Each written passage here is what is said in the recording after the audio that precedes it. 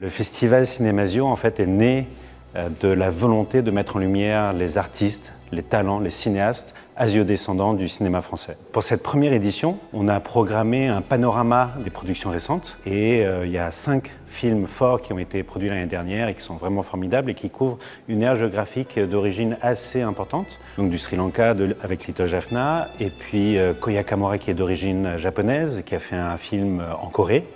Avec Hiver à Sokcho et aussi de films incroyables qui sont l'ouverture, le film de Stéphanie Kwong qui est d'origine vietnamienne, qui s'appelle La cuisine des Nguyen, qui est un chant d'amour au cinéma, et Yoroi, qui est un film de David Tomaszewski où il y a Orelsan, mais surtout Clara Choi, qui a un rôle incroyable dans le film, et c'est un très très beau film, assez fort, assez marrant, assez fun, et on va clôturer avec. Au milieu de tout ça, on a un film très particulier, puisque c'est un film totalement indépendant d'une réalisatrice qui s'appelle Mai Hua. Le film s'appelle Mayday, et c'est une cinéaste qui est assez incroyable. Elle vient pas du cinéma, et elle fait des films hors de l'industrie, mais qui sont absolument somptueux. En plus du Panorama 2026, on a programmé des films du patrimoine avec 2 films de Yoko Tani, qui est une actrice française d'origine japonaise des années 50-60, qui a une carrière absolument somptueuse et que personne ne connaît. Et donc on a voulu programmer ces 2 films parce qu'on veut tisser ce fil de l'histoire du cinéma.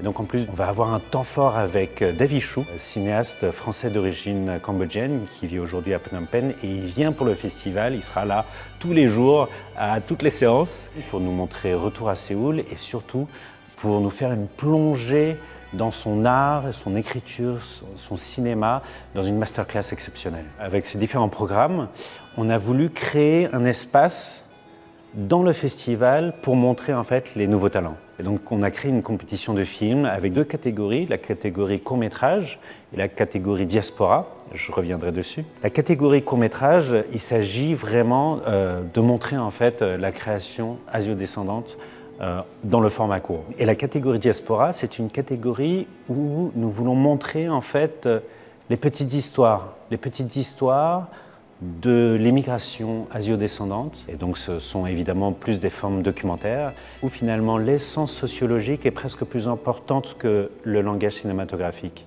puisqu'il s'agit presque de créer une anthropologie visuelle de l'immigration asio-descendante en France. Le Festival Cinémasio, ça correspond à cette volonté de montrer en fait cette ère de jeu que tous ces cinéastes et artistes asio-descendants ont créé avec leurs œuvres, leurs films. Il y aura même un karaoké en salle ou un enregistrement de podcast d'un scénariste incroyable. Donc venez, ça va être vraiment amusant et venez jouer avec nous. C'est plein de choses nouvelles à apprendre et à voir.